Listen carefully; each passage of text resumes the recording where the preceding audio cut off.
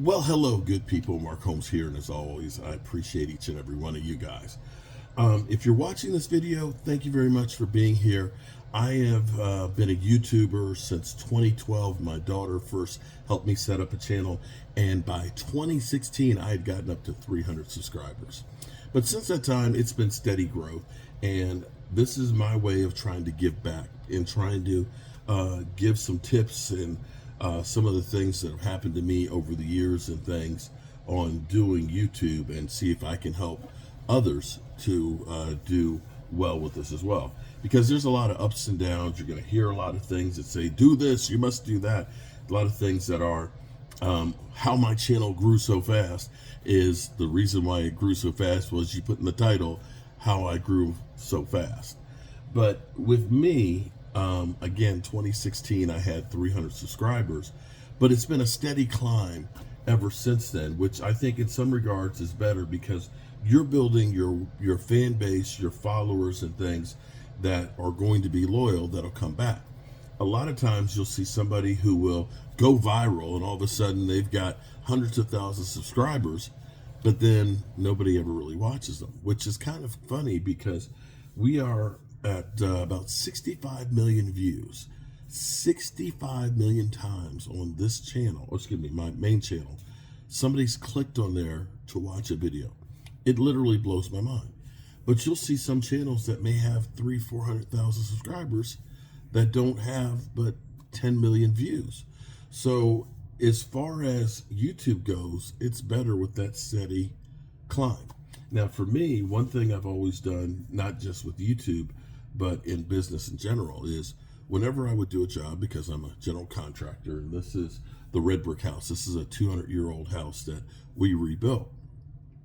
But every time I would get a new big job, I would always say, I'm going to buy another tool. And for me, it didn't matter what the tool cost if it met a certain criteria. A, will it make the job better? Can I get a better outcome with what I'm doing? B, will it make the job faster and easier for me? And 3, will it pay for itself? And for me, I've been able to buy some really nice stuff with that philosophy, because it's not what it costs, it's really what will it make. Now, this cell phone right here is where most of my videos go, but my niche being a Dallas Cowboy YouTuber is I do a lot of live streaming, and we do things like channel member live streams where they can call in. And so I have developed my setup over the years.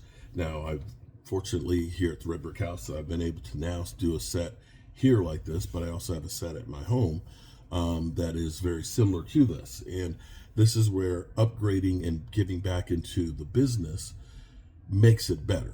So what do we have here? We've got a couple of things. I actually have a gaming computer that's right here, a power source computer that I got from Micro Center. Just got this one and I'm just still setting it up. Which is great because I've got a wireless keyboard. If I want to put it on my lap or move it around, we're good. I actually have 4 monitors set up for the system. One is right here behind me because I use that one. Pop-up people, like when I do my live streams and stuff, they could be on the chat and stuff and on the screen and so on.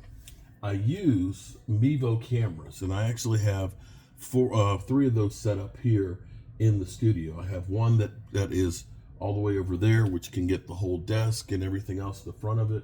I have this one, which catches me and catches the other screen right here together. I have this one, which is a solo one, which is from this side. And then I have one that's in the center. And here's the thing. This is a little secret I'm going to tell you. I want you to understand, because you're like, why do you need so many different cameras? You ever drive through a tunnel, right? You drive through a tunnel. You notice how the tunnels always will go to the left or will go to the right or they'll go down. There's a reason behind that, because if you have a tunnel that just goes straight ahead, that's called tunnel vision, of course, and it'll lull you to sleep. The thing is one of the secrets that I've always had is you need to change your environment.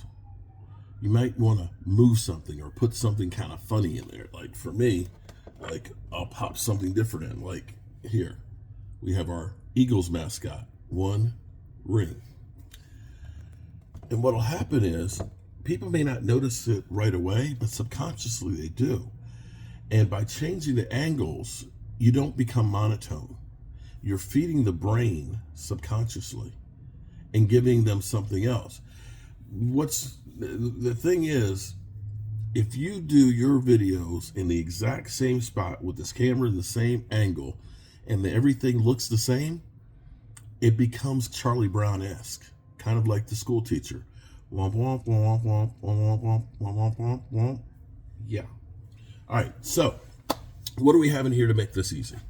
I have a Vimeo account, which I end up having. It stores 7 terabytes of information and stuff on there.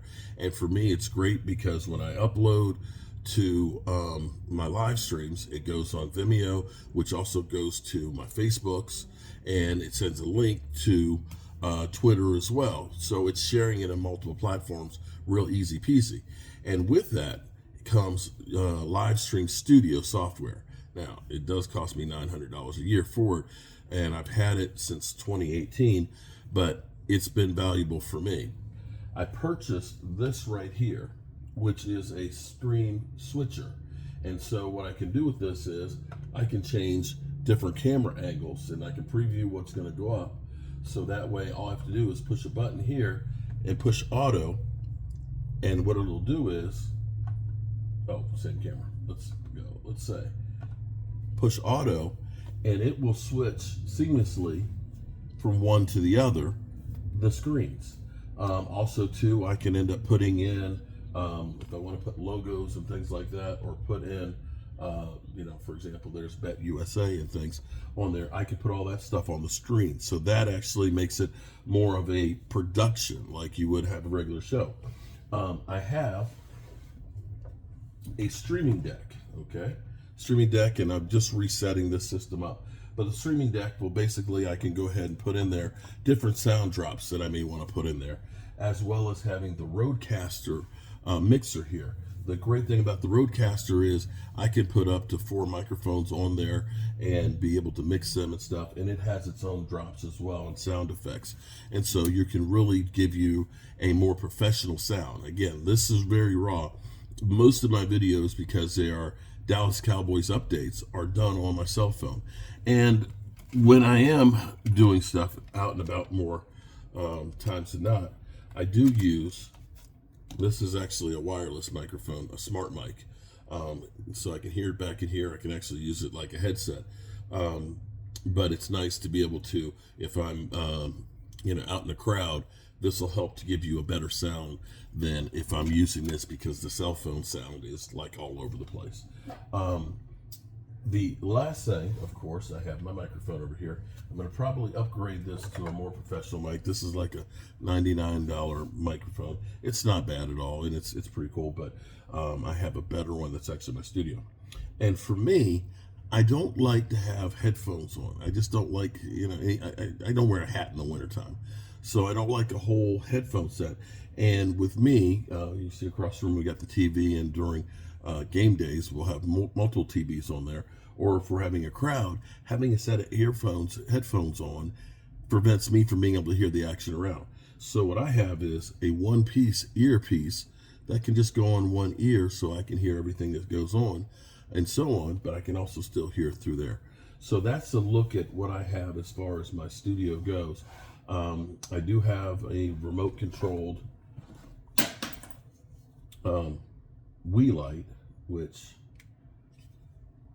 we can turn on like that, and we can make it, we can control the brightness and everything on it right here. So literally, we're on the sun. Now, a lot of people will use a ring light and stuff, but I've got several of these because I have them for my outdoor studio and stuff. Now, if you're just getting started, I don't recommend necessarily going out and saying, I got to get all this stuff because I'm going to start doing a podcast. It's $900 a year for my Vimeo for doing the live stream studio and having the software. It was $900 for that stream switcher. It was $600 when I bought this mixer here. So I don't say go out there and buy all of this stuff, because it will. And each one of these Mevo cameras are about $380 a piece. I don't say go out and buy all of this equipment, because you need to get your voice first. And the thing that's cool is your fans will appreciate as you upgrade. See, the new thing now is being, let's say dirty videos, unedited. I'm able to, if I really wanted to, I could produce a show, a true show with all of this stuff here. Okay, as far as the equipment wise, we could take a couple of chairs and we could have, a broadcast, and we could have a cameraman and everything else like ESPN would be. But the thing is people aren't looking for that ESPN look. The three-piece suit and the arguments and the talking. They're looking for you. They're looking to hear your voice and your opinion, because they relate with you more than they can a Stephen A. Smith. And those are the things you have to develop before you start really investing into all of this kind of stuff. So that's my early advice.